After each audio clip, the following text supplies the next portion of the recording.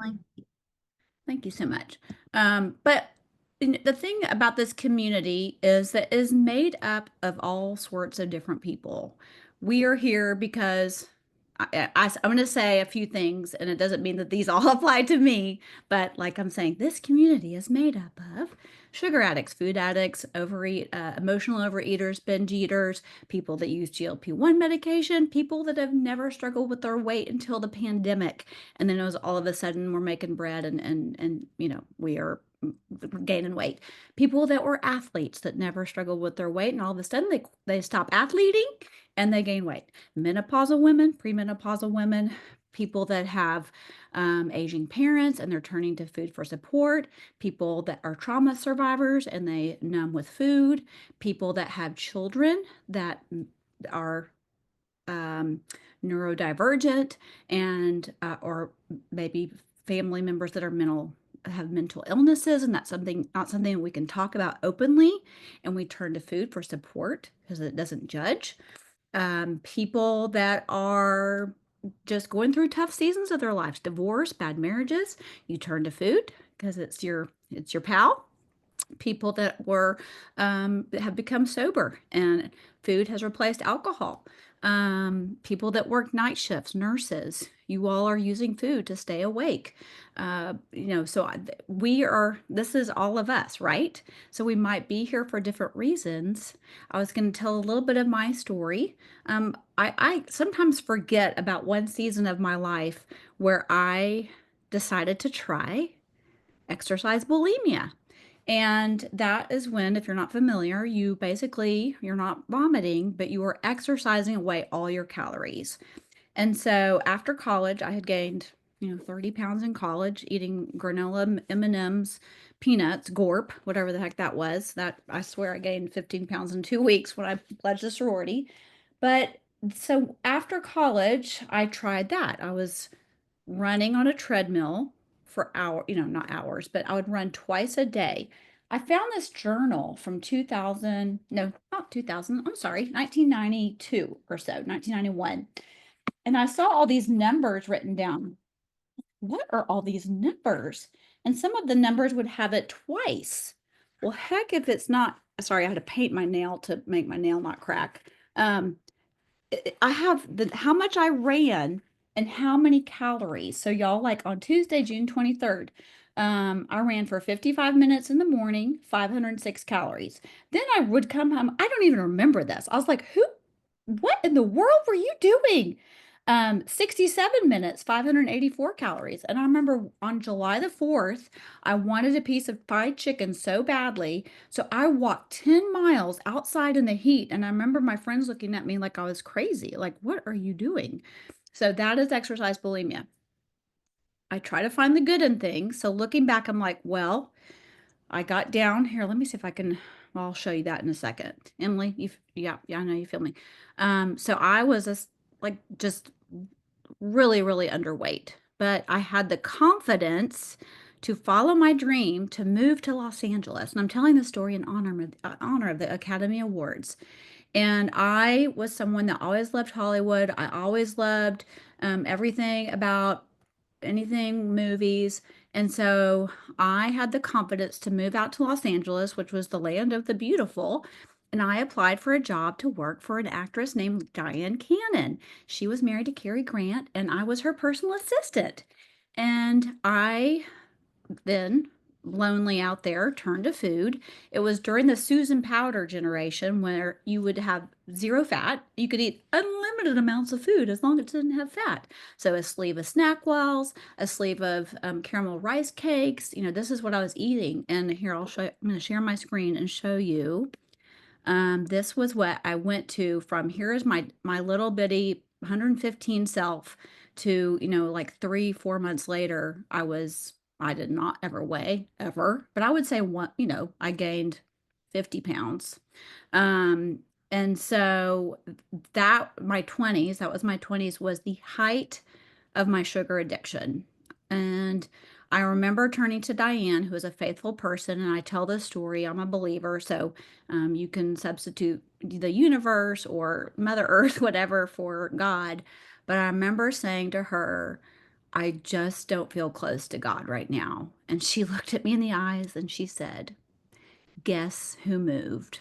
I was like, oh, that would be me. And so it wasn't until, I'm 55 now. So when I started this plan and I was about 51 and got, my sugar addiction, I contend for my health every day and finally getting to a place where I'm not numbing with sugar every single day. And I felt closer to God and more connected, that I saw the connection between the height of my sugar addiction and feeling that sense of disconnection with whatever it is, fill in the blank, God, the universe, Mother Earth. And in church today I thought about it again, how when I believe in the Holy Spirit and God putting things on my heart. If I am numbing with sugar, I am not connected to that power at all. And I was reminded how poorly sugar does in my body. A couple weeks ago, my daughter was home from college and we were celebrating my son's birthday. And I choose to have birthday cake because I'm in my optimal weight. I choose to have birthday cake for my birthday and my family. So I have, there's 5 of us here. So I had some chocolate chip cookie cake. Y'all, in 5 minutes, I snapped at my daughter like a big jerk. She said, Mom, look what the dogs are doing. I was like, I know, I've seen them do that. That is so rude.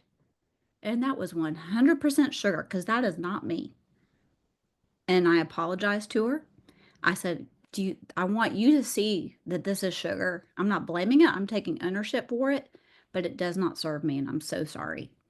So, what do we have in common? That's my story, part of my story. All like I mentioned, all the things that we talked about. I mean, that I said that, who we are. We are all when I say we all, I don't want you to be like, well, no, that does not apply to me. I wrote some of these things down. Um, we have felt out of control. We feel like we have no power over food. We turn to food for joy. We turn to food for sadness, depression. Um, we think that we can't change. We have shame around overeating. We look in the mirror and we don't like what we see. What else did I write down? We feel like we fail over and over. We start the day strong, we do great, and then we're like, we can't do that. We're weak. We fear change. We have low self-worth. We may have resisted this community, and I'm so proud of you for being here. And if you're watching the recording, you are underestimating the power of being on these calls live. So I urge you to consider that. We think we're the only ones that have fill in the blank. For me, I thought I was the only one that ate pizza crust out of the trash. Um, but we all are the same. And that's why we lean in on each other. Anyway, so that's a little bit about where I have been in my life. And I just want you to know that I am you. And anyone that hosts this call, you're going to hear different stories. I forgot to ask, would you put a 1 in the chat if this is your first time? Oh, yay, look at y'all. So I would love to just let y'all know that there's someone, I'm so proud of y'all. Oh my gosh, your second time I see you, Jocelyn. You will hear someone different every time, every week. And you might hear someone's story and you're like, yeah, I can't relate to that at all. But we will stop recording here in a second and you might hear someone ask a question that resonates with you. And it could be what you lean on for the rest of the week. Because, like I said, I am a sugar addict. I'm an emotional overeater. I still want crumble cookies. I still want a pint of Bluebell ice cream every day. But, like the story I told you about with my daughter, not even talking about the weight part, it's the feeling good part that keeps me not turning to sugar. And so we come to these calls to be reminded of our power, to be reminded that really at the root of why we're all here is emotional mismanagement. And what we're after is emotional agility. And this is in our life book. Do y'all read your life book? In Element 23, Dr. A talks about that. And whoever thought about like emotional agility? I sure did not. But if we at the root of our beings is emotions. And if we can learn how to be in a way that I wrote this down, I always get this wrong. Um, if we pause and reflect and we respond instead of react, which is why we're here, is because we reacted and we turned to sugar immediately or food or chips, whatever it is. But if we have that pause where we say, for one thing, I'm going to be kicked out of fat burn. And I tell everybody, listen, you have one chip, you're kicked out of fat burn. It's going to cost you $45 to get back in fat burn. So if for no other reason to not eat off plan, to save $45, but it will turn you in the direction away from health that you're after. And so that moment where you respond instead of react is your superpower. And every day you do it, you get stronger and stronger. And every time you come to these calls, you get stronger and stronger until it is just almost automatic. That doesn't mean you stop coming to these calls. You still come to these calls. But I want that for everyone to have the, I want everyone that thinks that they can't, everyone that thinks that everyone else has successful, you can be. It does just take a little bit of extra mindset work, and that's what sets this program apart. All right, I guess we can stop recording. I would love for anyone